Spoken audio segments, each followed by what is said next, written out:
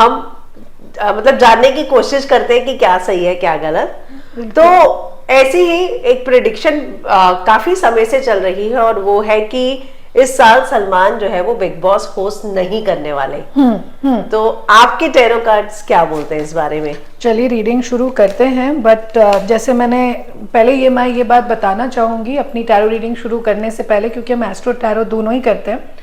तो उसमें बेसिकली क्या है कि 29 मार्च 2025 के बाद जब हमारी बिग बॉस की भी प्रेडिक्शंस चल रही थी, तो उस दौरान आपको याद होगा मैंने कहा था कि ये युग परिवर्तन का समय है। तो अब ये युग परिवर्तन का समय जब भी शनि जो है मीन राशि में आते हैं, पाइसेस में आते हैं, तो होता क्या है, हर एस्पेक्ट ऑफ लाइफ में, हर इंडस्ट्री में उथल पुथल होती है। अभी आप आने वाले दिनों में देखोगे ये जो समय चल रहा है अभी से लेकर के 19 मई तक स्पेशली, और उसके बाद जब तक शनि ट्रांजिट कर रहे हैं मीन राशि में, ये 2-2.5 सालों में ऐसा होने वाला है कि जो एक्टर्स या जो पॉलिटिशियंस पहले रूल करते थे वो सारे नीचे आने वाले, और जो नीचे थे वो ऊपर जाने वाले, ऊपर नहीं ऊपर जाने वाले। तो ये चीज़ होगी क्योंकि ये ट्रांसफॉर्मेशन का टाइम होता है। और जहाँ तक स्टार्स की बात है, सलमान जी की बात है, तो जहाँ तक मुझे लगता है आप एक चीज़ नोट करना कि जो 3, 6, 9 के लोग हैं या जिनका भी ईयर रहता है, न्यूमरोलॉजिकली हम लोग अगर ये साल हम कैलकुलेट करें तो वो 2025 है, विच कम्स डाउन टू 9, मंगल का साल है। तो अब क्या है, सलमान जी 27 दिसंबर बॉर्न है, तो ऐसा होगा कि इस साल जैसे अक्षय कुमार भी 9 है, सलमान जी भी 9 है, ऐसा नहीं होगा कि ये साल ऐसे ही चला गया और इस साल उन्होंने कुछ किया नहीं।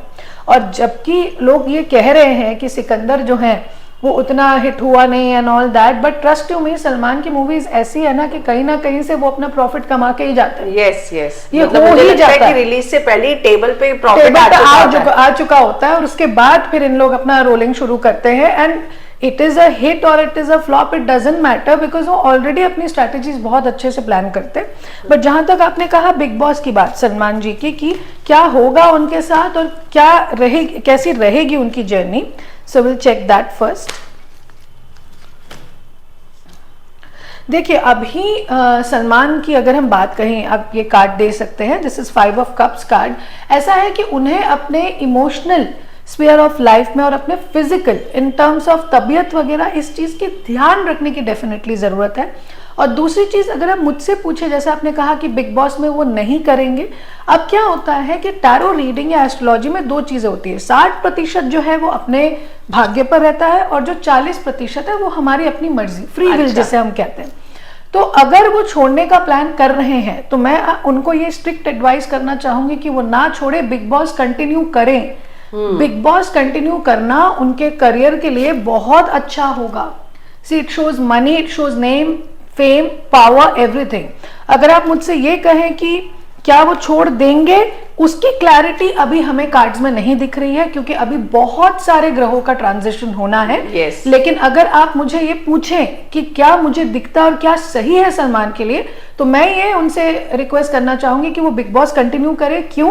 क्योंकि बिग बॉस से ही उनको ये 2, 2.5, 3 आने वाले साल जो है उसमें उनको सपोर्ट मिलेगा और उसके वजह से उनको फेम मिलेगा। ओके, अगर एक्चुअली कहा जाए तो बिग बॉस और सलमान एक ऐसा लगता है कि दूसरे से जुड़े ही हुए हैं। यस, तो उनको ये कंटिन्यू करना चाहिए क्योंकि उनका और बिग बॉस का वाइब्रेशन बहुत अच्छा जुड़ता है एक दूसरे से।